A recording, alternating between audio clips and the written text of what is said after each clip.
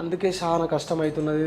ఇంత కష్టంలో ఏమన్నా నీకు నువ్వు ఉపాయం అని తెచ్చుకున్నావు అంటే ఇప్పుడు ఏం చేస్తారంటే అబ్బా అందరు ఇవన్నీ నేర్చుకోబట్టి నేను కూడా ఏమైనా నేర్చుకుందాం అనే ప్రయత్నం ఎప్పుడైనా చేసినావా?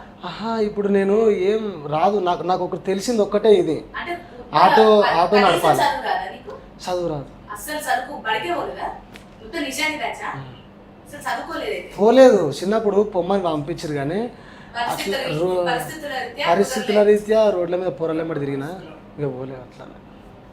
కాదన్నా మరా ఇట్లా ఇప్పుడు ఏదైనా కష్టం వస్తే దానికి మార్గం చూసుకోవాలి కానీ ఇట్లా మొత్తం కృంగిపోయి ముఖమంతా అట్లా పెట్టుకుంటే ఇంట్లో ఏం కావాలి? ఆ ముఖమే ఇట్లా అవుతుంది మేడం. రేవంత్ సార్ వచ్చినప్పటి నుంచి ఏం చేయాలో అర్థమవుతలేదు. దీనికి తోడు నువ్వు ఇప్పుడు ఊబర్ అనబట్టివి ఈ మధ్య ఇంకా బస్సులు ఫ్రీ బస్సులు కరెక్ట్ చెప్పిన అన్నం పెడతా తలగా వాడ ఏం చేయను. ఎందుకన్నా వచ్చింది ఫ్రీ బస్సు. మా నోట్లో మన్ను కొట్టింది అనుకో, మా నోట్లో మా ఆటో డ్రైవర్ నోట్లో మన్ను, అందరి నోట్లలో ఎంతమంది చచ్చిపోయారు అక్క, ఎంతమంది జీవిడిసిర్రు ఈయన చేయబట్టి.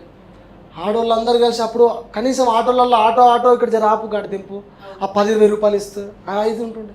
ఇప్పుడు ఏంది ఉట్టినే ఆధార్ కార్డు చూపెట్టుడు బస్ ఎక్కుడు, ఆ పాన్ కార్డు చూపెట్టుడు బస్ ఎక్కుడు, ఓటర్ కార్డు చూపెట్టుడు బస్ ఎక్కుడు.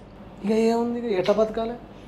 అప్పుడు 1000 రూపాయలు చేస్తే ఇంట్లో 700 ఇచ్చి 100 రూపాయలు కూరగాయలు తెచ్చి ఇంకా 100 200 మిగిలితే 90 చేస్తుండే.